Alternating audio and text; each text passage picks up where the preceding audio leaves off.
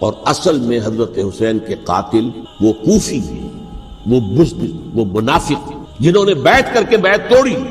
اس کے بعد واقعہ ہرہ بھی ہوا جو واقعہ کربلا سے بھی بعض اعتبارات سے زیادہ بھیانک اور زیادہ گھناؤنا واقعہ بنو امیہ کی تاریخ ہے، جس کو لوگ جانتے ہی نہیں۔ مدینے کے کچھ لوگوں نے بغاوت کی اور انہوں نے اس کے خلاف فوج بھیجی، اور فوج کو جب مدینہ فتح کر لیا 3 دن کے لیے حلال کر دیا، جو چاہو کرو، یہاں جسے چاہو مارو، جسے چاہو لوٹو، جس کا گھر چاہو برباد کرو، جس عورت کو چاہو ریپ کرو۔ اور یہ مدینہ النبی کے اندر ہوا۔ تو کاٹ کھانے والی ملوکیت کے اندر بہت سے واقعات تھے۔ عبداللہ ابن زبیر کھڑے ہوئے، انہوں نے حکومت قائم کی تھی، لیکن یہ کہ وہ تو 6 سال کے لیے کامیاب بھی رہے، ایک حکومت قائم کی، بنو امیہ کے ہاتھ پر بیعت نہیں کی، بالآخر ان کی حکومت بھی ختم ہو گئی۔ پھر حضرت زید کھڑے ہوئے، انہوں نے بغاوت کی، وہ بھی ناکام رہ گئے۔ پھر بنو عباس میں کھڑے ہوئے حضرت نفس زکیہ، حضرت حسن رضی اللہ تعالیٰ عنہ کے اولاد میں سے، وہ بھی ناکام ہو گئے، شہید ہو گئے۔ انہوں نے عوام کو ایسا کھڑا کیا ہے کہ 20,000 سے لے کر 30,000 کے درمیان انسانوں نے جانیں دے دی۔ عورتوں کے جلوس نکلے، شیرخوار بچہ گود میں ہے عورت کے، اور گولی کھا رہی ہے اور مر رہی ہے، گر رہی ہے۔ اب سوچئے زندگی کتنی عزیز ہوتی ہے، اور شیرخوار بچے کے لیے ماں کی جو زندگی ہے، اس ماں کو اپنی زندگی کتنی عزیز تر ہوگی کہ اپنے لیے نہیں تو اس بچے کے لیے مجھے جینا ہے، لیکن نہیں، گولیاں کھائیں گری۔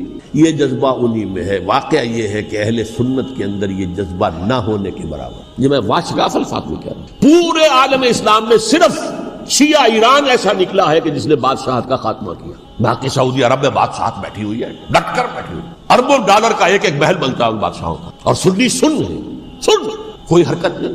شخص کا کارنامہ وہ یہودی فتنہ گر، وہ روح مصدق کا بروز، ہر قبا ہونے کو ہے اس کے جنوں سے تار تار۔ اسی طرح وہ عبداللہ ابن سبا یہودی فتنہ گر۔ آج اہل تشیع میں سے بعض حضرات کہتے ہیں کہ یہ عبداللہ ابن سبا یہ تو افسانوی شخصیت، اس کی حقیقت کوئی تھی ہی نہیں، حالانکہ ان کی اپنی کتاب میں رجال کشی کے اندر اس کا ذکر موجود ہے، اور یہ بھی موجود ہے کہ حضرت علی رضی اللہ تعالیٰ عنہ نے اپنے عہد خلافت میں اسے زندہ جلوایا ہے۔ اس کی وجہ کیا تھی؟ یہ آیا مدینے کے اندر اسلام کا لبادہ اوڑھ کر، اس نے چند عقیدوں کی اشاعت شروع کی۔ سب سے پہلے حضرت علی تو خدا ہیں، گاڈ انکارنیٹ، اوتار کا تصور، جیسے ہندوؤں میں ہے رام چندر جی خدا کا اوتار، اور عیسائیت میں بھی پہلے گاڈ انکارنیٹ کا تصور تھا کہ حضرت مسیح خدا کا اوتار، انکارنیشن آف گاڈ۔ تو اس نے کہا کہ حضرت علی تو خدا کا اوتار ہے، خدا ہے۔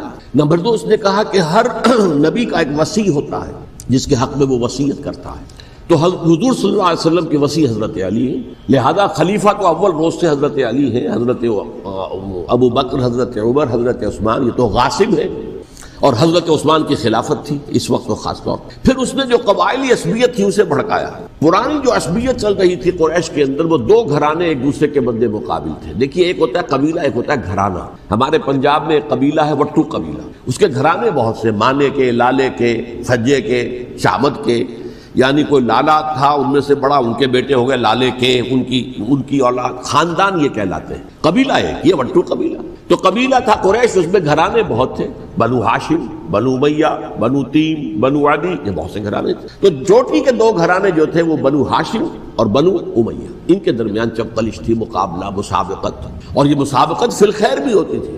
اگر انہوں نے غریبوں کو کھانے کھلائے ہیں تو ہم ان سے بڑھ کر کھلائیں گے، اگر وہ حاجیوں کی خدمت کرتے ہیں تو ہم ان سے بڑھ کر کریں گے۔ تو ان کے اندر یہ مسابقت خیر کی تھی، لیکن چپقلش تھی کہ کوئی ہم سے آگے نہ نکل جائے، وہ سمجھتا تھا وہ آگے نہ نکل جائے۔ اس شخص نے اس پرانی عصبیت کو تازہ کیا کہ حضور تو بنو ہاشم میں سے تھے، لہذا خلافت حق ہے بنو ہاشم، یہ غاصب ہے۔ اس سے پہلے 2 خلفاء جو تھے وہ نہ بنو ہاشم سے تھے نہ بنو امیہ سے تھے۔ حضرت ابو بکر بنو تیم میں سے تھے، چھوٹا قبیلہ تھا۔ حضرت عمر بنی عدی میں سے تھے، وہ بھی چھوٹا قبیلہ تھا۔ یہ حضرت عثمان پہلے خلیفہ جو بنو امیہ میں سے تھے، جن کی پرانی چپقلش بنو ہاشم سے تھی۔ اب اس کو موقع مل گیا کہ پرانی قبائلی عصبیت کو بھڑکائے۔ یہ ہے اصل میں اس فتنے کا پس منظر عبداللہ ابن سبا نے جو آ کر پھیلایا ہے، اور اس کی تفصیل میں اس وقت میں نہیں جا سکتا، کیسے یہ فتنہ پروان چڑھا، کیا انہوں نے اسٹریٹجی اختیار کی، کہ یہ کیا کرتے تھے، گروہ بنا کر بھیجتے تھے لوگوں کو، کوفے میں جاؤ تو وہاں پر دمشق کے گورنر کے خلاف اور مصر کے گورنر کے خلاف الزامات لگاؤ، اس نے یہ کیا، وہ غبن کر گیا، وہ یہ کر گیا، وہ خیانت کر رہا ہے، وہ رشتہ داروں کو پال رہا ہے۔ اور عثمان کے خلاف بھی تقریریں کرو رضی اللہ تعالیٰ عنہ. دمشق میں جاؤ تو کوفے کے گورنر کے خلاف، کیونکہ دمشق کے گورنر کے خلاف بات کرو گے تو لوگوں کو معلوم ہوگا کہ یہ جھوٹ بول رہے ہیں.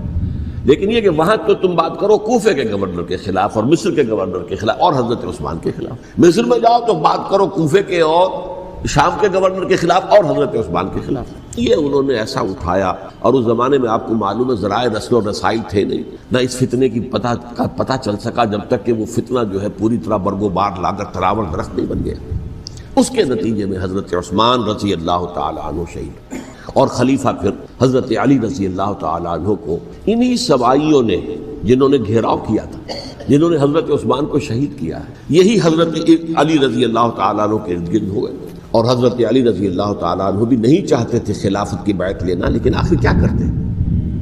کیا وہ امت کو بغیر خلیفہ کی چھوڑ دیتے؟ حضرت زبیر سے کہا گیا، انہوں نے نہیں مانا، رد کر دی بات. حضرت طلحہ سے کہا گیا، انہوں نے نہیں مانا. حضرت علی سے کہا گیا، اب عشرہ مبشرہ میں سے یہی تو تھے نا، لہذا انہوں نے تسلیم کر لیا، خلافت ہو گئی. لیکن اس کے بعد جو خانہ جنگی ہوئی ہے، اس خانہ جنگی کے نتیجے میں نوٹ کر لیجئے کہ 1,00,000 کے قریب مسلمان ایک دوسرے کی تلواروں اور نیزوں اور برچھیوں اور تیروں سے ختم ہوئے، ہلاک. یہ ہماری تاریخ کا تاریخ ترین باب ہے. 5 سال 4.5 سال حضرت علی کی خلافت کے اور 6 مہینے حضرت حسن کی خلافت رضی اللہ تعالیٰ عنہ.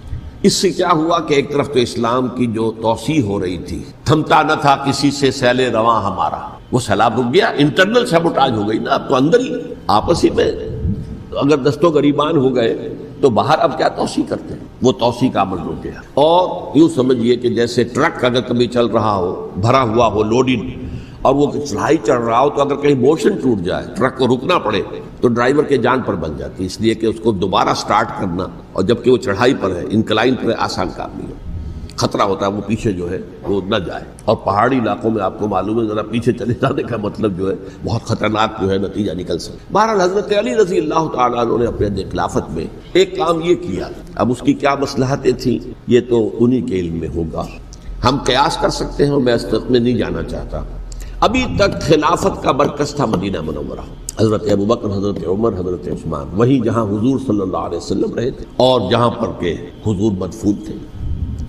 لیکن حضرت علی نے اپنا مرکز جو ہے وہ کوفہ بنا. اچھا، اس کی ایک ظاہری وجہ یہ سمجھ میں آتی ہے کہ اسلام کا جو پھیلاؤ ہو گیا تھا، وہ سلطنت اتنی وسیع ہو گئی تھی کہ مدینہ منورہ بہت جنوب میں اور بڑے صحرا کو عبور کر کے جانا ہوتا تھا.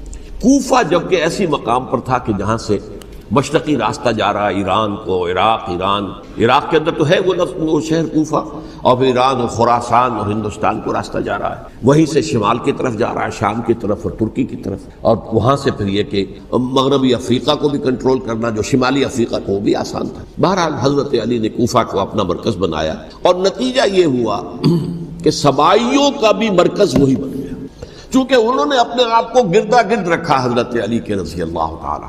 اب ظاہر بات ہے کسی پرٹیکولر پرسن کے خلاف تو کوئی مقدمہ موجود تھا نہیں، بلکہ جب جنگ جمل ہو رہی تھی، ابھی جنگ نہیں ہوئی تھی، حضرت عائشہ، حضرت طلحہ، حضرت زبیر وہ لے کر آئے تھے لشکر اس مطالبے کے لیے کہ حضرت عثمان کے قاتلوں کو سزا دی جائے، قصاص لیا جائے. حضرت علی رضی اللہ تعالیٰ عنہ سے گفت و شنید ہو رہی تھی. حضرت علی جو ہے اس پر آمادہ ہو گئے کہ ٹھیک ہے، میں جو بھی قاتلین عثمان ہیں ان کو گرفتار کر کے سزا دوں گا. عین اسی وقت کوفے کی مسجد کے اندر جو ہے 10,000 کا مجمع کھڑا ہو گیا، ہم سب قاتل عثمان ہیں، لو ہم سے بدلہ کہاں سے لوگے. اور انہوں نے کیا کیا، جاتے ہی جنگ چھیڑ دی. جب چھڑ جائے تو یا مرو یا مارو، اس کے علاوہ تو کوئی چارہ کار ہوتا ہی نہیں. ایک رات میں 10,000 مسلمان شہید ہوئے، جن میں 2 عشرہ مبشرہ میں سے حضرت زبیر اور حضرت طلحہ رضی اللہ تعالیٰ. تو یہ صورت تھی، سبائیوں نے گھیراؤ کیا حضرت علی کا رضی اللہ تعالیٰ. حضرت معاویہ دعوے دار نہیں تھے خلافت کے، قطعاً نہیں. ان کا صرف ایک دعویٰ تھا، اور وہ یہ تھا کہ عثمان کے قاتلوں کو گرفتار کرو، یا خود سزا دو یا ہمارے حوالے کرو، ہم اس سے قصاص لیں گے. اس لیے کہ قبیلہ بنو امیہ کا تھا اور حضرت ابی معاویہ بنو امیہ میں سے، تو ایک خاندانی طور پر جو ہے ہم قصاص لیں گے ان سے جنہوں نے قتل کیا ہے حضرت عثمان. لیکن یہاں ظاہر بات ہے کہ حضرت علی رضی اللہ تعالیٰ عنہ کی طرف سے مطالبہ یہ ہوتا تھا تم پہلے میری بیعت کرو، میرے ہاتھ مضبوط کرو تاکہ میں ان کے خلاف کوئی اقدام کر سکوں. لیکن انہیں یہ اندازہ تھا کہ اگر میں نے بیعت کی تو ظاہر بات ہے کہ حضرت علی تک پہنچنے سے پہلے مجھے گردن بڑھا دیں گے یہ لوگ، اس لیے کہ سبائی جو ہے وہ آپ کو گھیرے ہوئے. بہرحال ایک عجیب الجھاؤ، ایک ڈائلیما تھا جس کی وجہ سے یہ جنگ چلتی رہی، اور حضرت علی رضی اللہ تعالیٰ عنہ کو انہی کے شیعان علی ہی کے اندر سے وہ جماعت علیحدہ ہوئی تھی جس کو ہم خوارج کے نام سے جانتے ہیں، اور ایک خارجی ابن ملجم ہی نے حضرت علی کو شہید کیا رضی اللہ تعالیٰ عنہ۔ پھر حضرت حسن رضی اللہ تعالیٰ عنہ، اب دیکھیے کس قدر صحیح بات تھی جو حضرت علی رضی اللہ تعالیٰ عنہ نے فرمائی جب ان سے کہا گیا کہ کیا ہم آپ کے بیٹے حسن کے ہاتھ پر بیعت کر لیں رضی اللہ تعالیٰ عنہ۔ فرمایا نہ میں تمہیں اس کا حکم دیتا ہوں نہ میں اس سے روکتا ہوں، یہ تمہارا معاملہ ہے، امرہم شورا بینہم، تم اپنے باہمی مشورے سے جو فیصلہ کرو گے ٹھیک ہے، میں نہ حکم دیتا ہوں نہ روکتا ہوں۔ اس کا کیا مطلب ہے؟ باپ کے بعد بیٹے کی خلافت ہرگز حرام نہیں ہے، ورنہ کہتے کیسے ہو سکتا ہے میرا بیٹا؟ نہیں، یہ نہیں کہا۔ حضرت عمر سے بھی کہا گیا تھا کہ اپنے بیٹے کو نامزد کر دیں، عبداللہ ابن عمر کو، تو انہوں نے جواب میں کیا کہا؟ اسے تو طلاق دینی بھی نہیں آتی۔ انہوں نے اپنی کسی زوجہ کو طلاق دی تھی اور اس میں جو صحیح ترین طریقہ ہے وہ اختیار نہیں کیا تھا، انہیں طلاق دینے تک نہیں آتی تو میں اسے خلیفہ بنا دوں۔ یہ نہیں کہا تھا کہ باپ کے بعد بیٹا خلیفہ نہیں ہو سکتا، یہ تو نہیں تھا، کہیں حرام نہیں ہے، نہ کتاب و سنت میں، نہ کوئی حدیث ہے، نہ کہیں قرآن مجید میں۔ تو حضرت علی نے بھی فرمایا رضی اللہ تعالی نہ میں روکتا ہوں نہ حکم دیتا ہوں، یہ تمہارا اپنا معاملہ ہے۔ بہرحال حضرت حسن رضی اللہ تعالی عنہ نے حضرت امیر معاویہ سے صلح کر لی، خلافت ان کے سپرد کر دی۔ دیکھیے میں حضرت ابوبکر، حضرت عمر، حضرت عثمان، حضرت علی کے ساتھ حضرت حسن کے دور خلافت کو بھی خلافت راشدہ میں سے سمجھ، اور تبھی 30 سال پورے ہوتے ہیں اس حدیث کے مطابق کہ حضور نے فرمایا خلافت 30 برس رہے گی پھر ملوکیت آ جائے گی۔ تو حضرت حسن کا بہت بڑا کارنامہ یہ ہے کہ اس خانہ جنگی کا دروازہ بند، اور یہ پیشن گوئی تھی حضور کی صلی اللہ علیہ وسلم۔ حضرت حسن کو جب بچے تھے حضور کے انتقال سے پہلے، میرا یہ بیٹا مسلمانوں کے 2 گروہوں میں صلح کرائے، یہ حضور کی پیشن گوئی تھی، اور وہ پیشن گوئی حضرت حسن کے علم میں بھی ہوگی یقیناً۔ بہرحال انہوں نے صلح کی حضرت امیر معاویہ کے ساتھ رضی اللہ تعالی عنہ، خلافت ان کے حوالے کر دی، اور کچھ شرائط تھیں طے ہو گئی، اللہ اللہ خیر صلی۔ حضور کی تو یہ پیشن گوئی جو ہے صحیح ثابت ہوئی کہ میرا یہ بیٹا مسلمانوں کے 2 بڑے گروہوں کے درمیان صلح کرا دے، اور سبائیوں نے انہیں تانے دیے، یا عار المومنین، اے مومنوں کے لیے موجب عار، موجب شرم، تم نے بزدلی دکھائی ہے، تم نے امیر معاویہ کو خلیفہ تسلیم کر لیا، تم نے بزدلی دکھائی، معاذ اللہ ثم معاذ اللہ ثم معاذ۔ اب میں کچھ باتیں حضرت امیر معاویہ کے بارے میں کہنا چاہتا ہوں، اس لیے کہ وہاں اس میں نے حضرت معاویہ کے بارے میں یہ تو بہت شدت کے ساتھ کہا تھا، اور میں اب بھی اس پر قائم ہوں اور پوری طریقے سے قائم ہوں۔ میرا مستقل موقف یہی ہے کہ حضرت معاویہ رضی اللہ تعالی عنہ کے دور خلافت کو ہم خلافت راشدہ میں شامل نہیں سمجھتے، اہل سنت میں سے کوئی بھی نہیں سمجھتا، لیکن اس کے ساتھ میں نے حضرت امیر معاویہ کے کچھ مناقب بھی بیان کیے تھے تاکہ پلڑا جو ہے ترازو کا اس کے دونوں پلڑے سامنے آ جائیں۔ لیکن یہ کہ وہ حصہ میرے اس بیان کا نکال دیا، ختم کر دیا گیا، یہ میں نہیں جانتا کہ اس میں کیا مصلحت دیکھی گئی ہے۔ اس میں تو کسی کے لیے کوئی معاملہ ایسا نہیں تھا کسی کے جذبات کو جو ہے وہ ٹھیس پہنچانے والا، کیونکہ میں نے کہا وہ خلیفہ راشد نہیں تھے، صاف میں نے کہا، بلکہ وہ دور ملوکیت کا آغاز ان سے ہو گیا ہے۔ بلکہ جب ایک صاحب نے یہ کہا کہ کربلا کے بعد سے دور ملوکیت آ رہی تھی، تو میں نے کہا نہیں جناب، دور ملوکیت تو 20 سال پہلے پوری ہو چکی تھی، شروع ہو چکی تھی۔ حضرت امیر معاویہ کے بھی 20 سال میں وہ دور ملوکیت میں شمار ہیں۔ انہیں کسر العرب بھی کہا گیا، عرب کے کسرا جو شہنشاہ ایران کا خطاب تھا، حضرت معاویہ رضی اللہ تعالیٰ عنہ کو کسر العرب کہا گیا، عرب کا کسرا ہی ہے۔ لیکن دوسری طرف یہ ہے کہ وہ صحابی رسول رضی اللہ تعالیٰ، حضور کے برادر نسبتی بھی ہیں، حضور کے سالے ہیں، ان کی ہمشیرہ ام حبیبہ حضور کی زوجہ محترمہ ہیں، ام المومنین ہیں، ام حبیبہ رضی اللہ تعالیٰ عنہ۔ پھر کس قدر معتمد علیہ تھے حضور کے کہ کاتبان وحی میں شامل تھے، وحی کی کتابت کرنے والے چند لوگ تھے جنہیں کہ حضور کہتے تھے کہ اب یہ آیت لکھ لو، ان میں سے ایک امیر معاویہ بھی رضی اللہ تعالیٰ۔ تو بڑے توازن کی ضرورت ہے۔ دیکھیے صحابہ کرام کا جہاں تک تعلق ہے، اہل سنت کا موقف یہ ہے کہ صحابہ کلہم عدول، صحابہ سب کے سب نیک نیت ہے، اور ان کی روایت جو ہے قبول کی جائے گی، رد نہیں کی جائے گی، ان پر کوئی جرح و تعدیل نہیں ہوگی، اس لیے کہ ان کا تزکیہ محمد الرسول اللہ صلی اللہ علیہ وسلم نے کیا۔ لہٰذا یہ تو ہو سکتا ہے کہ کسی صحابی سے کوئی خطا ہو جائے، لیکن وہ خطا اجتہادی ہوگی، نیت کی خطا نہیں ہوگی، نیت کی غلطی نہیں ہوگی۔ اگر کسی صحابی کی نیت پر حملہ کیا جائے تو یہ اصل میں طعن ہے، حملہ ہے حضور پر کہ وہ تربیت دے نہیں سکے اپنے ساتھیوں کو، معاذ اللہ ثم معاذ اللہ ثم معاذ اللہ، وہ تزکیہ کر ہی نہیں سکے۔ 3 جگہ جو قرآن میں آیا ہے یتلو علیہم آیاتہ ویزکیہم، تو کیا تزکیہ کیا؟ اگر ان کے قریب ترین ساتھی جو تھے، اگر ان کے اندر بھی بدنیتی تھی اور دنیا کی طلب تھی اور دنیا کے اندر اقتدار حاصل کرنے کا جذبہ تھا، تو پھر کیا تزکیہ کیا؟ معاذ اللہ ثم معاذ اللہ۔ لہذا صحابہ سب کے سب عدول ہیں، اور ان سے اختلاف ممکن ہے لیکن ان کی نیت پر حملہ نہیں ہو سکتا۔ تو حضرت امیر معاویہ کی شخصیت ایک چیز ہے، آپ کا دور خلافت دوسری چیز ہے۔ شخصیت کے اعتبار سے صحابی رسول ہیں، برادر نسبتی ہیں حضور کے صلی اللہ علیہ وسلم، اور پھر یہ کہ اس قدر معتمد علیہ ہے صحابہ میں سے کہ وہ کاتبان وحی، یہ عام آدمی کے کرنے کا کام نہیں تھا جو وحی کی کتابت کرے اللہ کے کلام کی۔ البتہ یہ ہے کہ جیسا کہ میں نے عرض کیا ان کا دور خلافت راشدہ نہیں ہے، وہ ملوکیت کا دور ہے۔ یہ میں نے جیسا کہ عرض کیا، میں نے ایک صاحب نے جب یہ کہا کہ ملوکیت شروع ہو رہی تھی، میں نے کہا شروع نہیں ہو رہی تھی، ملوکیت تو 20 سال پہلے شروع ہو چکی تھی۔ اسی طریقے سے ایک صاحب نے کہا تھا کہ اسلام کو قائم کرنے کے لیے حضرت حسین میدان میں آئے، میں نے کہا یہ بھی غلط ہے، اسلام تو 60 سال پہلے قائم ہو چکا تھا۔ نبی اکرم صلی اللہ علیہ وسلم کے دست مبارک سے اسلام قائم ہو گیا، جعل الحق وزهق الباطل ان الباطل کان زهوقا، پھر 30 برس تک وہ کامل شکل کے اندر قائم رہا۔ تو اسلام جو ہے در حقیقت اب قائم کرنے والی بات نہیں تھی، البتہ اس کے اندر زوال شروع ہو گیا تھا، اس زوال کے عمل کو روکنے کے لیے حضرت حسین میدان۔ یہ ایک چیز کو صحیح تاریخی پرسپیکٹو میں رکھنا، تو جس طرح سے دین کو قائم کرنے کے لیے قائم تو کیا محمد رسول اللہ صلی اللہ علیہ وسلم والذین معہ رضی اللہ تعالی عنہ، انہوں نے کیا تھا۔ ہاں اب جو ہے وہ اپنی اس شاندار حیثیت سے نیچے گرنے لگا تھا، وہ میں بعد میں عرض کروں گا کہ میں نے اسے کیا عرض کیا تھا کہ یہ اس زوال کو روکنے کے لیے کسی طریقے سے یہ اپنی اصل حقیقت میں قائم رہے، یہ حضرت حسین رضی اللہ تعالیٰ عنہ کی سعی تھی۔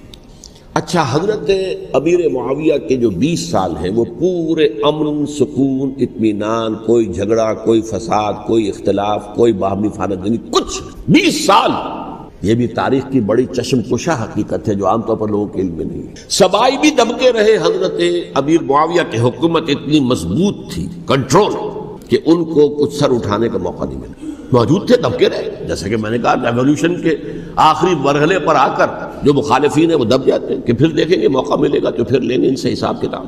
20 سال رہے ہیں پورے امن کے، 10 سال کے بعد یعنی درمیان میں ہے حضرت امیر معاویہ کا عہد خلافت۔ ایک صحابی جو کہ بزرگ صحابہ میں سے ہیں، مغیرہ بن شعبہ رضی اللہ تعالی عنہ، وہ آتے ہیں اور وہ کہتے ہیں کہ دیکھیے امیر المومنین، کتنی بڑی خانہ جنگی رہی تھی مسلمانوں کی آپس میں، اور اب بھی اگر آپ کسی کو نامزد کیے بغیر چھوڑ گئے امت کو تو پھر خانہ جنگی ہو جائے۔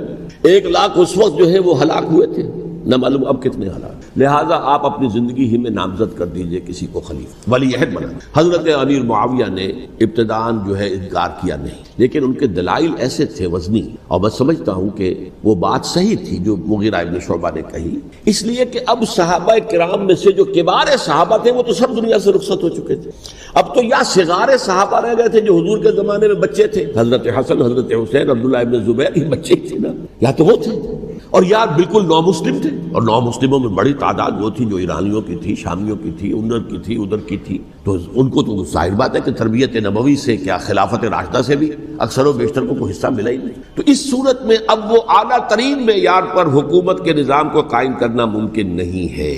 کوئی قبائلی عصبیت جب تک حکومت کی پشت پر نہیں ہوگی، حکومت مستحکم نہیں ہوگی۔ یہ گویا کہ ایک جس کو کہتے ہیں کہ حقیقت بینی، واقعیت پسندی، ایک آئیڈیلزم ہے اور ایک ریئلزم ہے کہ آپ فیکٹس آن دی گراؤنڈ کو غور کریں، سوچیں اس کے اوپر اور پھر کوئی فیصلہ کریں۔ اس اعتبار سے پھر حضرت امیر معاویہ نے بات مان لی اور بیعت لے لی لوگوں سے حضرت یزید کے لیے کہ یہ خلیفہ ہوں گے میرے بعد، اس کو ولی عہدی کہتے ہیں۔ اچھا، اس وقت 5 افراد ایسے تھے کہ جنہوں نے اس سے اختلاف کیا، یہ بات بہت اہم ہے۔ میرا کتاب کیا ہے، سانحہ کربلا، اس کے کچھ نسخے آج یہاں ہوں گے، آپ لوگ پڑھیے اسے غور سے اور پھیلائیے تاکہ حقیقت سامنے آئے۔ 5 افراد کون تھے جو ہونے چاہیے؟ ابو بکر فوت ہو گئے، ان کے بیٹے عبد الرحمن ابن ابی بکر، عمر فوت ہو گئے، ان کے بیٹے عبداللہ ابن عمر، عباس فوت ہو گئے، ان کے بیٹے عبداللہ ابن عباس، زبیر فوت ہو گئے، ان کے بیٹے عبداللہ ابن زبیر، اور حضرت حسن جو ہے ان کا انتقال ہو چکا تھا، حضرت علی کے بیٹے حضرت حسین رضی اللہ تعالی عنہ مجمعین۔ حضرت حسن کے بارے میں ایک فریق کا کہنا یہ ہے کہ انہیں زہر دے کر ہلاک کیا، اہل تشیع کا قول ہے، جبکہ اہل سنت کہتے ہیں کہ نہیں، وہ اپنی جو بھی طبی موت تھی اس سے ان کی وفات، لیکن میں اس میں نہیں جانا چاہتا، اس لیے کہ یہ مائکرو ہسٹری جو ہے نا، وہ تو ایک واقعے کے لیے ادھر کی روایات کیا، ادھر کی کیا ہیں، ان کے پاس کیا دلائل، یہ تو کسی ریسرچ اسکالر کا موضوع ہے، میرا موضوع نہیں۔ لیکن بہرحال یہ 5 حضرات تھے جنہوں نے ولی عہدی کی بیعت نہیں کی، لیکن حضرت معاویہ اتنے حلیم الطبع انسان تھے، انہوں نے جبر نہیں کیا، کوئی تشدد نہیں کیا. ٹھیک ہے ولی عہدی کی بیعت نہیں کر رہے، کوئی بات نہیں، میری بیعت تو کی ہوئی ہے نا، ابھی تو میں زندہ ہوں، بات ختم ہو گئی. میری بیعت کو تو نہیں توڑا انہوں نے، فسخ بیعت نہیں کی. اس اعتبار سے انہوں نے نہ کوئی تشدد کیا، نہ جبر کیا، نہ کوئی مواخذہ کیا. لیکن جب امیر معاویہ کا انتقال ہو گیا، اب ولی عہدی کی بجائے وہ اب خلافت کی بیعت، سب لوگوں نے بیعت کر لی. ان 5 میں سے ایک فوت ہو چکے تھے، حضرت عبد الرحمن ابن ابی بکر فوت ہو چکے رضی اللہ عنہ. 4 تھے، ان 4 میں ایک اختلاف ہوا. 2 کی رائے یہ تھی، عبداللہ ابن عمر، عبداللہ ابن عباس، کہ اگرچہ یہ کام غلط ہوا ہے، اسلام کی روح کے منافی ہوا ہے، یہ بادشاہت کی بنیاد پڑ رہی ہے، لیکن یہ بات ایسی نہیں ہے کہ اس کی بنا پر ہم خانہ جنگی شروع کروا دیں، امت کے خون خرابہ کروائیں، فساد کروائیں. لہذا انہوں نے بیعت کر لی. اب کوئی اگر یہ کہے معاذ اللہ کہ وہ بک گئے تھے یزید کے ہاتھ میں، معاذ اللہ ثم معاذ اللہ، وہی بات آپ اختلاف کر سکتے ہیں کہ انہیں نہیں کرنی چاہیے تھی، یہ کوئی رائے رکھے، مجھے اختلاف نہیں، لیکن ان کی نیت پر حملہ کریں گے تو حملہ محمد الرسول اللہ پر ہوگا صلی اللہ علیہ وسلم. عبداللہ ابن عمر کون ہیں؟ کتنی حدیثیں ان سے جو ہے وہ منقول ہیں. عبداللہ ابن عباس کون ہیں؟ جنہیں حضور نے جو ہے جن کے لیے دعا کی تھی، اے اللہ فقہہ فی الدین وعلمہ التاویل، اے اللہ اس نوجوان کو دین کا فہم عطا کر اور قرآن کی تعویل اور تفسیر کا علم عطا کر. حبر الامہ کہلاتے ہیں. وہ کہیں پیسوں اور ٹکوں کے عوض بک جانے والے نہیں تھے، انہوں نے امت کی مصلحت دیکھی، نیت جو ہے اس پر حملہ نہ کیجیے. البتہ اختلاف کا حق آپ کو حاصل ہے. 2 حضرات جو ہے ڈٹے رہے کہ نہیں، ہمیں کم وقت میں ریزسٹ کرنا ہے. عبداللہ ابن زبیر عمر کے اعتبار سے وہ بڑے ہیں، مسلمانوں میں سب سے پہلے ولادت مدینے میں جا کر جو ہوئی ہے وہ عبداللہ ابن زبیر کی ہوئی ہے. ہجرت کر کے جب مہاجرین وہاں پہنچے، کچھ عرصے تک کسی کے ہاں کوئی اولاد نہیں ہوئی، تو لوگوں نے تانے دینے شروع کر دیے کہ معلوم ہوتا ہے کہ یہاں آ کر یہ مکے کے رہنے والے جو ہیں کمزور ہو گئے ہیں، ان کے ہاں اولاد ہی نہیں ہو رہی. پھر عبداللہ ابن زبیر کی ولادت ہوئی ہے. یہ حضرت ابو بکر کے نواسے ہیں، حضور کی زوجہ محترمہ حضرت عائشہ کی بہن، حضرت دیکھیے ابھی نام نکل گیا ہے جی، حضرت اسماء رضی اللہ تعالی عنہا عنہما، یہ ان کے صاحبزادے ہیں، حضرت زبیر کے بیٹے. ان کا فیصلہ ہوا کہ ہمیں رجسٹ کرنا ہے کم وقت میں، ایٹ اینی کاسٹ. حضرت حسین ابن علی رضی اللہ تعالی عنہما کا بھی فیصلہ ہوا کہ ہمیں رجسٹ کرنا ہے کم وقت میں. البتہ ان میں بھی ایک اختلاف ہو گیا، یعنی یہ 2 تو جڑے رہے، ان 2 میں اختلاف ہو گیا. عبداللہ ابن زبیر کا کہنا یہ تھا کہ ہمیں حجاز میں رہنا چاہیے، یہ سرزمین ہے جس میں نبوت کی برکات سب سے زیادہ ہیں، یہاں ہم مضبوط قلعے کے اندر ہیں، ہمیں یہاں سے جو ہے رجسٹ کرنا چاہیے اور ختم کرنا چاہیے اس نظام کے اندر جو خرابی آ گئی ہے. حضرت حسین رضی اللہ تعالیٰ عنہ کے پاس خطوط کا تانتا بنا ہوا تھا، کوفے سے لوگ خط لکھ رہے تھے، آئیے آئیے آئیے، ہم آپ کے ہاتھ پر بیعت کریں گے، ہم آپ کے ہاتھ پر بیعت کریں گے، ہم آپ کے ہاتھ پر بیعت کریں گے. یہی وہ کوفہ جو حضرت علی کا دارالخلافہ رہا تھا اور جو پھر سبائیت کا گڑھ بن گیا تھا. چنانچہ حضرت حسین نے حضرت مسلم بن عقیل کو بھیجا وہاں پر کہ میرے نمائندے کی حیثیت سے جا کر وہاں پر بیعت لو. 10-12 ہزار افراد نے بیعت کر لی. لیکن اس کے بعد یزید کی طرف سے گورنر بنا کے بھیجا گیا ابن زیاد کو. ابن زیاد نے آ کر جو تشدد کیا اور سختی کی تو سب کے سب بیعت توڑ کر اور سب منحرف ہو گئے. مخلصین تو وہ تھے نہیں، الکوفی لایوفی، کوفی جو ہے وہ تو کوئی وعدہ وفا کرنے والا ہوتا ہی نہیں. بیعت توڑ دی. فمن نقص فانما ينقص على نفسه، بیعت کے بعد بیعت توڑ دینا بہت بڑا گناہ ہے، توڑ دیا. ادھر اطلاع مل گئی حضرت حسین کو، چل چکے تھے وہ راستے میں تھے کہ وہاں تو مسلم بن عقیل شہید ہو گئے اور سب لوگوں نے بیعت توڑ دی. اب واپس جانا چاہتے تھے لیکن مسلم بن عقیل کے بیٹے جو ہے اڑ گئے. یہ عرب کی اپنی ایک جو ہے پرانی ان کی حمیت اور ان کا قبائلی نظام کہ اب ہم اپنے والد کے خون کا قصاص لیے بغیر نہیں جائیں گے. حضرت حسین رضی اللہ تعالیٰ عنہ کی مروت اور شرافت کہ یہ میرا ساتھ دینے کے لیے آئے تھے، اب میں ان کا ساتھ نہ دوں تو یہ تو شرافت اور مروت کے خلاف ہے. کہا اچھا چلو چلتے. وہاں جا کر بھی عین اپنے میدان کے اندر بھی حضرت حسین رضی اللہ تعالیٰ عنہ نے 3 چیزیں پیش کی ان کوفیوں کے لشکر کے خلاف. سب سے بڑا لشکر کے اندر سب سے بڑے تو کوفی تھے جنہوں نے بیعتیں کی ہوئی تھی حضرت حسین کے ساتھ. دیکھو مجھے جانے دو واپس حجاز کی طرف، یا مجھے سرحدوں پر بھیج دو تاکہ میں کافروں کے ساتھ جنگ کرتے ہوئے اپنی جان دے دوں، یا مجھے یزید کے پاس جانے دو، میں اپنا معاملہ اس سے طے کر لوں. لیکن کوفیوں کو یہ گوارا نہیں تھا. اگر یہ یزید کے پاس پہنچ گئے تو ہمارا کچا چٹھا بیان کر دیں گے کہ مجھے تو ان لوگوں نے برگلا کر بلایا تھا. اس لیے کہ دیکھیے حضرت امیر معاویہ کے 20 سالوں کے دوران میں بتا چکا ہوں ان کی حکومت اتنی مستحکم تھی کہ اس کے خلاف کوئی فتنہ اٹھانا ممکن نہیں تھا. اب چونکہ ایک چینج اوور ہوا تھا، اور چینج اوور میں آپ کو معلوم ہوتا ہے کہ ایک جس کو کہتے ہیں every thing is in the melting پاٹ، ابھی تو یہ درمیان کے اندر معاملہ ہے، تو انہیں موقع ملا، سر اٹھایا حضرت حسین رضی اللہ تعالیٰ عنہ کو، جو خطوط لکھے جس کے کہ تھیلے کے تھیلے اور بوریوں کی بوریاں بھری ہوئی حضرت حسین کے ساتھ تھی، وہ کہا کہ آئیے ہم آپ سے بیعت کریں گے، انہوں نے نہیں مانا۔ اور اصل میں حضرت حسین کے قاتل وہ کوفی ہیں، وہ بزدل، وہ منافق، جنہوں نے بیعت کر کے بیعت توڑی، اور اب وہ آ گئے کہ اگر یہ حسین رضی اللہ تعالیٰ عنہ بچ کر کہیں یزید کے پاس پہنچ گئے تو پھر ہمارا کچا چٹھا جو ہے وہ سامنے آ جائے گا اور ہماری پھر شامت آ جائے گی، لہذا انہوں نے قتل کیا حضرت حسین کو رضی اللہ تعالیٰ۔ ایک بات جو علامہ ڈاکٹر قلب صادق نے فرمائی، اور مجھے میرے علم میں یہ بات پہلے نہیں تھی، وہ یہ کہ حضرت حسین کے قتل کا فتویٰ ایک بہت بڑے مفتی نے دیا تھا۔ یہ بات بھی ذرا سمجھ لیجیے، حضرت حسین رضی اللہ تعالیٰ عنہ کے قتل کا فتویٰ ایک بہت بڑے مفتی نے دیا تھا۔ کیوں دیا تھا؟ اس لیے کہ حضور کی احادیث موجود ہیں کہ جب ایک شخص کی ایک خلیفہ کی بیعت ہو جائے تو دوسرا اگر کھڑا ہو تو اسے قتل کر دو، کھلی حدیث۔ اسی لیے ایک بہت بڑے مفسر بھی ہیں، فقیہ بھی ہیں، قاضی ابن العربی رحمۃ اللہ علیہ، ایک ابن عربی ہیں الف لام کے بغیر، ابن عربی، وہ بہت بڑے صوفی ہیں، فلسفی ہیں، اندلس کے ہیں۔ یہ قاضی ابن العربی ہیں جنہوں نے قرآن کی ایک تفسیر لکھی ہے اس اعتبار سے کہ صرف ان آیات کی تفسیر جن سے کہ فقہی احکام جو ہے ان کا استنباط ہوتا ہے۔ یہ دو تفسیریں اس طور سے لکھی گئی ہیں قرآن مجید کی، احکام القرآن ان کا نام ہے دونوں کا، جن میں سے ایک جو ہے قاضی ابن العربی کی ہے، ان کا ایک جملہ نقل ہوتا ہے، قتل الحسین بسیف جدہ، حسین قتل ہو گئے اپنے ہی نانا کی تلوار سے۔ وہ تلوار کیا تھی؟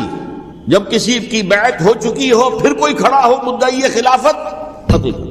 میرے نزدیک حضرت حسین مدعی خلافت نہیں تھے، یہ بات اس وقت سامنے لوگوں کے نہیں آئی، بلکہ حکومت نے یہ باور کرا دیا کہ یہ تو باغی ہے، یہ مدعی ہے خلافت کے، انہوں نے تو دعویٰ نہیں کیا خلافت، وہ تو صرف اس عمل کو روکنے کے لیے میدان میں آئے تھے۔ اور اس بات کو اچھی طرح سمجھ لیجئے کہ اس وقت تک یہ جو تصور آج ہمارے پاس ہے کہ ریاست علیحدہ ہے، حکومت علیحدہ ہے، state of Pakistan, we are loyal to the state of Pakistan, ہم ریاست پاکستان کے وفادار ہیں، گورنمنٹ آف پاکستان کے وفادار نہیں ہیں، we are not loyal to the government.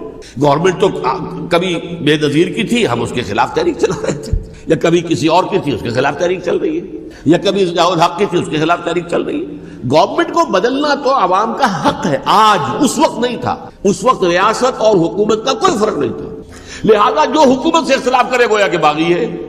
یہ ہے اصل میں وہ پیچیدہ مسئلہ کہ کیوں کسی مفتی نے فتویٰ دے دیا، اس لیے کہ اس وقت تک ریاست اور حکومت کا فرق واضح نہیں تھا دنیا پر۔ یہ تو ابھی کوئی 100-150 سال کی بات ہے کہ آج ہمارا جو پولیٹیکل سائنس کا ایولیوشن ہوا ہے وہ اس اسٹیج تک پہنچ گیا ہے کہ اسٹیٹ علیحدہ ہے، حکومت علیحدہ ہے۔ حکومت تو اسٹیٹ کے 3 آرگنز میں سے ایک آرگن ہے، ایڈمنسٹریشن حکومت کی ہے، جوڈیشری ہے اور لیجسلیچر ہے، 3 آرگنز ہیں بڑے بڑے، ان میں سے ایک ہے۔ تو حکومت کو بدلنا تو عوام کا حق ہے، چاہے وہ ووٹ کے ذریعے بدلے، چاہے ایجیٹیشن، اگر پرامن ایجیٹیشن ہے اس سے حکومت کو بدلنے کا حق حاصل ہے دستوری طور پر ہر اعتبار سے۔ اس وقت یہ نہیں تھا، لہذا صورتحال یہ بن گئی کہ حکومت وقت نے باور کرا دیا مسلمانوں کو، ورنہ سوچئے نواسۂ رسول کو قتل کرنا کوئی آسان کام تھا؟ آخر سب کلمہ گو تھے کہ نہیں تھے؟ کلمہ گو تو تھے، اور حضور سے عقیدت اور محبت میں کمی، لیکن یہ کہ فتویٰ اگر ایک بہت بڑے مفتی کا، جو کہ حضرت علامہ ڈاکٹر قلب صادق صاحب نے فرمایا، مجھے اس مفتی کا نام بھی معلوم نہیں، کہ ایک مفتی ہی کا فتویٰ تھا وہ، جس کے بنا پر اب ان لوگوں نے حضرت حسین کو قتل کیا، اور یہی وجہ ہے کہ انہوں نے پھر خیموں کو بھی آگ لگا دی۔ وائی حالانکہ دیکھیے اگر دشمنی کا انتقام ہوتا تو حضرت علی بن حسین جو بیمار تھے، جو بعد میں زین العابدین رحمت اللہ علیہ کے نام سے پھر یہ اہل تشیع کے چوتھے امام معصوم ہیں، حضرت علی، حضرت حسن، حضرت حسین، اور پھر حضرت علی بن حسین زین العابدین رحمت اللہ علیہ، کیا ان کو بھی قتل کر دیتے؟ حضرت حسین کی نسل ختم ہو جاتی، لیکن نہیں کیا۔ آگ کیوں لگائی؟ آگ اس لیے لگائی کہ وہ جو ڈاکومنٹری پروف ہے ہماری غداری کا یزید کے خلاف حضرت حسین کو جو ہم نے دعوت دی، وہ جو ڈاکومنٹری پروف خطوط کی شکل میں موجود ہے وہ ختم ہو جائے، ڈسٹرائے ہو جائے، اس کے لیے انہوں نے خیموں میں آگ۔ بہرحال یہ ہے تاریخی پس منظر، یہ اسی سبائی فتنے کا تسلسل ہے جس نے سب سے پہلے حضرت عثمان کی جان لی رضی اللہ تعالیٰ عنہ، 5 سال تک مسلمانوں میں خانہ جنگی رکھی، حضرت علی کو پھر شہید کیا، اور اس کے بعد جو ہے 20 سال حضرت امیر معاویہ کے تو سر نہیں اٹھا سکے، لیکن پھر جب ایک چینج اوور ہو رہا تھا تو اس وقت انہوں نے موقع غنیمت سمجھا کہ اب کھڑے ہو جاؤ اور اب دوبارہ ایک فتنہ جو ہے اس کو امت کے اندر پیدا کر دوں۔ اچھا، اس معاملے میں ایک بات جو میں نے وہاں کہی کہ ہمارے ہاں شاعرانہ جو مبالغہ آمیزی ہے، یہ میری گفتگو کا حصہ انہوں نے حذف کر دیا ہے۔ اور میں نے ایک سنی شاعر، بہت بڑے عالم، جن کے حوالے سے آج بھی میری تقریر ہوگی خالق جناح ہال میں، مولانا محمد علی جوہر کے ایک شعر کے حوالے سے کہا کہ قتل حسین اصل میں مرگ یزید ہے، اسلام زندہ ہوتا ہے ہر کربلا کے بعد۔ میں نے کہا بالکل محمل شعر ہے، اسلام مرا ہی نہیں تھا، زندہ ہونے کا کیا سوال؟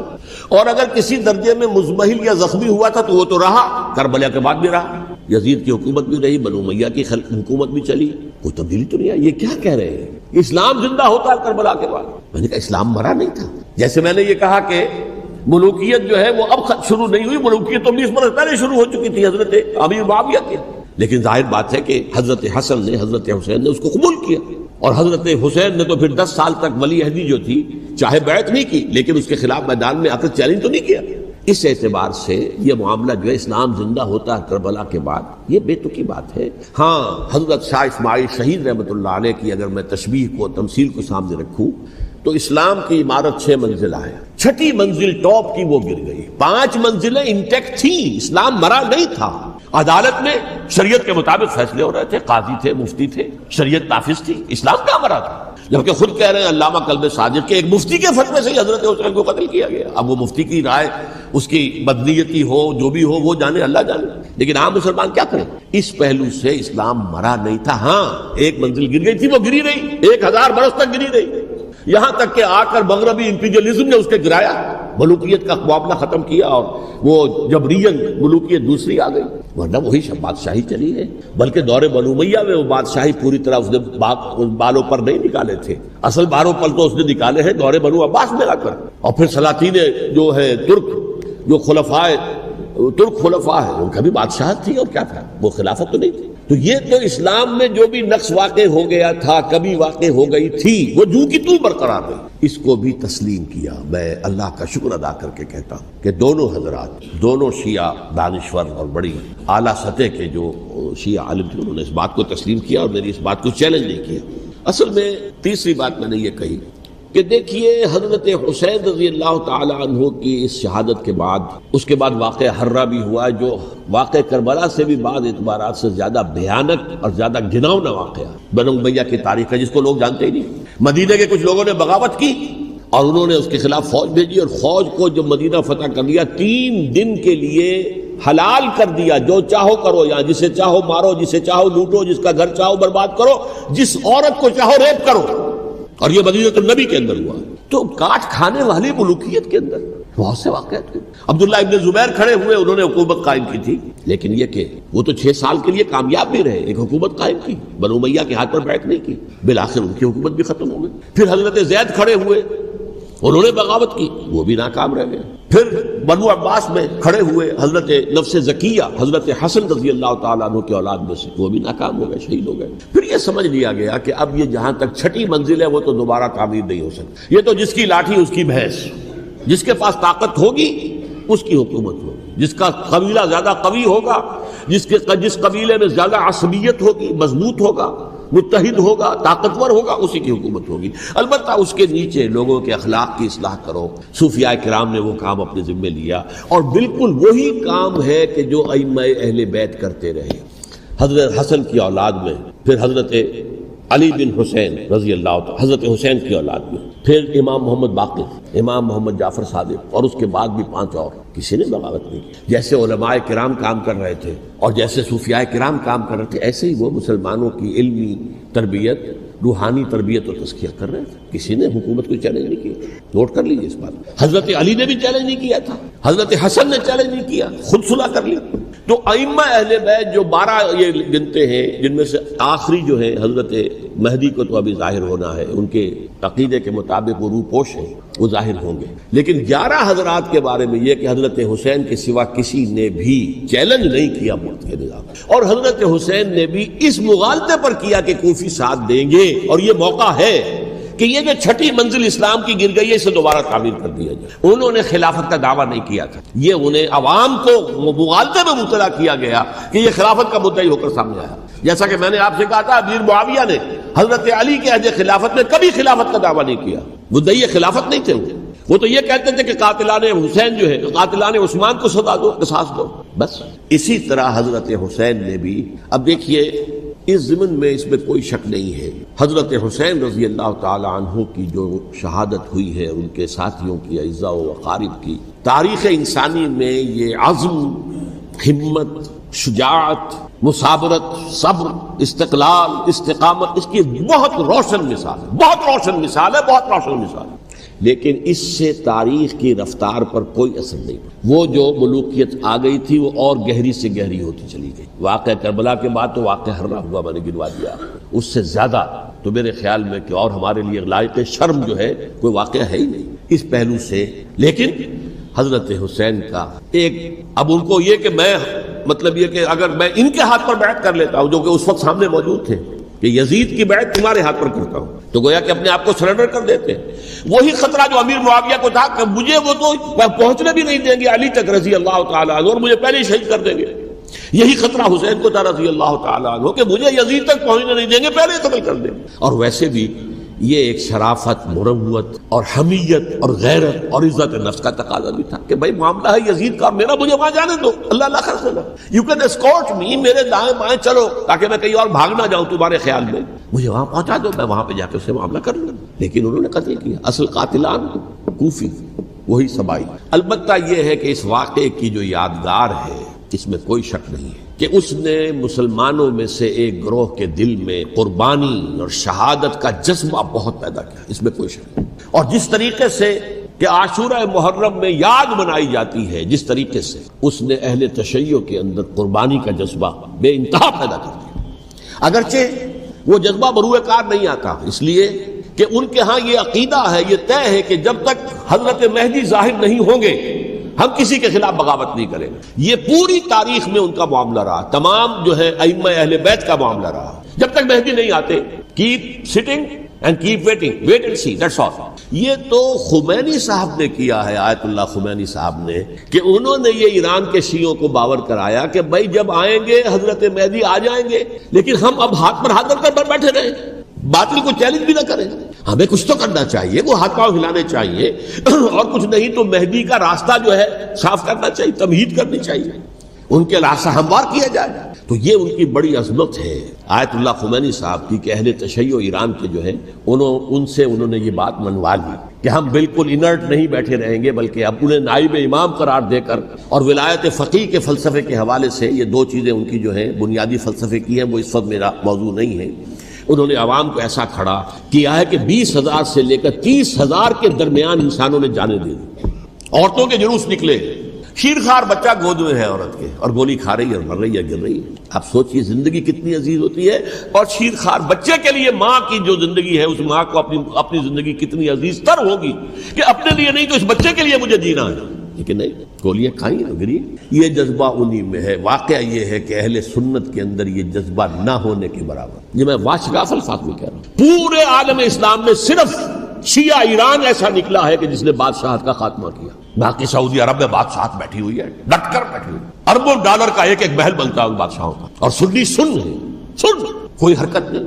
وہ تو اب جو حرکت ہو رہی ہے وہ اینٹی امریکن حرکت ہے جو ہو رہی ہے، وہ در حقیقت وہ مسئلہ بالکل دوسرا ہے جو اس وقت ہو رہا ہے، لیکن یہ کہ عالم اسلام میں کوئی تحریک ایسے نہیں اٹھی۔ یہ اہل تشیع میں ہے جو بالکل استثنائی بات ہے کہ انہوں نے جو ہے ایک ایسا بادشاہ جس کو کہا جاتا تھا کہ اس کا جو اسلحہ خانہ ہے وہ ایشیا میں سب سے بڑا اسلحہ خانہ ہے، جو 2500 سالہ پرانی جو ایک عظمت تھی ایران کی، اس کو دوبارہ تازہ اور زندہ کرنا چاہتا تھا۔ 2500 سالہ برسی اس نے منائی تھی، اس کے لیے ایک شہر آباد کیا تھا کہ خسرو یا سائرس یا ذوالقرنین قرآن مجید کی اصطلاح میں اس کی یادگار بنائی، اور وہ سوچ رہا تھا کہ وہی عظمت دوبارہ ایران کی ہوگی جو کہ خسرو کے زمانے میں تھی، جس کا قرآن مجید میں سورہ کہف کے اندر ذکر ہے، مشرقی فتوحات، مغربی فتوحات، شمالی فتوحات۔ تو وہ بادشاہ ہے، اس کو بھاگنا پڑا وہاں قربانی کی وجہ سے۔ تو یہ جو ہے واقعہ کربلا نے، اس میں کوئی شک نہیں ہے کہ ایک ایسی مشعل روشن کی ہے جس کو کہ ہر شخص کو دیکھنا چاہیے۔ یہ بھی انسان، جیسے کہ اقبال نے ایک شعر کہا تھا غالب کے لیے، فکر انسان پر تیری ہستی سے یہ روشن ہوا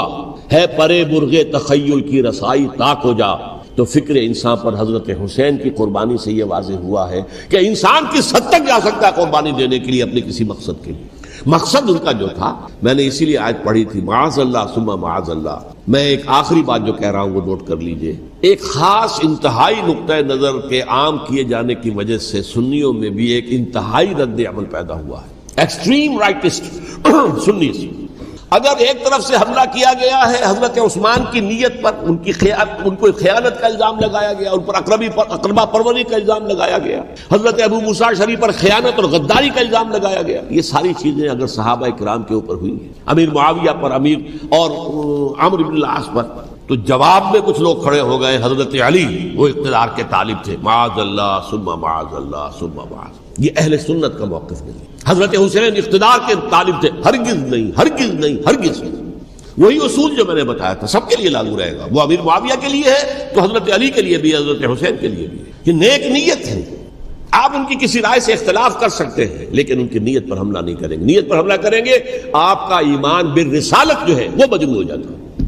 یہ رسول کے ساتھ ہے، رسول نے ان کا تزکیہ کیا، یتلو علیہم آیاتہ ویزکیہم، اس کا سارا عمل محمد کا کیا ہوا صلی اللہ علیہ وسلم۔ تو صحابی کے معاملے میں یہ ہمارے ہاں ان کو اہل سنت جو ہیں، جو معتدل مزاج کے، اور اکثریت ان کی، یہ تو چند لوگ ہیں، ذرا قلم چلا لیتے ہیں تو ان کی بہت سی کچھ چھوٹی چھوٹی کتابیں بھی شائع ہو گئی ہیں بہت، لیکن انہیں اہل سنت نے قرار دیا ناسبی یا خارجی۔ جیسے خوارج نے کہا تھا حضرت علی بھی کافر ہے اور حضرت امیر معاویہ بھی کافر ہیں، حضرت عمرو بن العاص بھی کافر ہے، معاذ اللہ ثم معاذ اللہ۔ ایسے ہی کچھ لوگ حضرت حسین پر بھی الزام لگاتے ہیں کہ اقتدار کی ہوس اور طلب کے اندر انہوں نے یہ سارا سفر کیا تھا، اور بس یہ ہے کہ وہ جو بازی تھی وہ ہار گئے، اللہ اللہ خیر صلی اللہ، اس سے آگے کیا ہے معاملہ؟ نہیں، معاذ اللہ ثم معاذ۔ اسی لیے میں نے آیت آج جو پڑھی تھی ایک اور جو بہت بظاہر آپ کو معلوم ہوئی ہوگی، غیر متعلق ہے میرے آج کے عنوان سے، تلک الدار الآخرۃ نجعلھا للذین لا یریدون علوا فی الارض ولا فسادا۔ یہ سورہ قصص کے آخری آیات میں سے، دیکھو یہ آخرت کا گھر جو ہے وہ ہم خاص کر دیں گے ان لوگوں کے لیے جو اس زمین میں اپنے اقتدار کے طالب نہیں ہوتے۔ زمین میں اقتدار کے طالب ہوگے فساد ہو جائے گا، تم بھی طالب میں بھی طالب، جھگڑا ہوگا، لڑائی ہوگی، دنگا ہوگا، فساد ہوگا۔ تلک الدار الآخرۃ نجعلھا للذین لا یریدون علوا فی الارض ولا فسادا، جو لوگ زمین میں اپنے اقتدار کے طالب اور اس کے نتیجے میں فساد پیدا کرنے والے نہیں ہیں، ان کے لیے ہم نے آخرت کا گھر خاص کیا ہے۔ والعاقبۃ للمتقین، اور عاقبت جو ہے، انجام کار، آخرت جو ہے وہ تو متقیوں کے لیے ہے۔ اسی میں آئیں گے سب صحابہ کرام، خواہ وہ حضرت علی ہیں رضی اللہ تعالیٰ عنہ، اور خواہ وہ حضرت امیر معاویہ ہیں، حضرت عثمان ہیں رضی اللہ تعالیٰ عنہما، خواہ حضرت حسن ہیں، حضرت حسین ہیں رضی اللہ تعالیٰ عنہما، خواہ عبداللہ ابن زبیر ہیں، خواہ عبداللہ ابن عباس ہیں، خواہ عبداللہ ابن عمر ہیں رضی اللہ تعالیٰ عنہم اجمعین۔ اس اصول کو سامنے رکھ کر اختلاف آپ کر سکتے ہیں کسی سے بھی، لیکن کسی کی نیت پر حملہ کریں گے تو اصل میں آپ کا ایمان بالرسالت مجروح ہو جائے گا۔ علی کو نبی اکرم صلی اللہ علیہ وسلم نے اپنا نائب بنا کر چھوڑا تھا جب غزوہ تبوک میں جا رہے تھے مدینے میں۔ حضرت علی نے کہا بھی کہ مجھے آپ عورتوں کے ساتھ بٹھا کے جا رہے ہیں، فرمایا تمہارا مقام میرے ساتھ وہی ہے جو موسیٰ کے ساتھ ہارون کا۔ ہارون کو چھوڑ کر گئے تھے نا یہودیوں کے پاس جب گئے تھے تورات لینے کے لیے، تو تمہارا وہی مقام ہے میرے ساتھ۔ تو یہ حضرت علی ہے رضی اللہ، ان کے بارے میں میرا، ان کی کیا عظمت میری نگاہ میں۔ تو یہ 3 کتابچے ہیں، مجھے نہیں معلوم تیسرا یہاں ہے یا نہیں ہے، بہرحال آپ لوگوں کو ریکمینڈ کر رہا ہوں کہ ان کا مطالعہ کریں۔